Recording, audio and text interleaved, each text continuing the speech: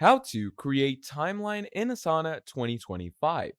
In this video, what we're going to be doing is we're going to be talking about how you're going to be creating a timeline in Asana for yourself in the easiest and most simplest way. And to do so, do make sure to check the link down in the description below to get yourself started off right away. Now, to start things off, what you're going to be doing is first of all, you're going to go over to your board and here it's going to say timeline. So, what you're going to do is you're obviously going to be clicking on it. Now, once you click on a timeline, what's going to happen from there is it's going to be bringing you to this section. Now, over here to start creating a timeline, here are your main groups of projects. Okay. And in planning, let's say I want to add a task right over here. I'm going to add the name design. Okay.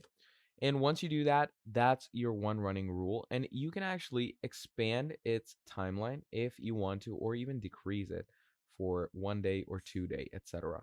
And you can move it around, obviously. You can click onto it, change its descriptions and settings, and so on more.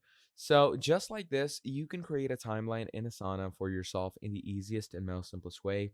Thank you for watching all the way till the end, and I'll be seeing all of you in the next video. Have a great day. Goodbye.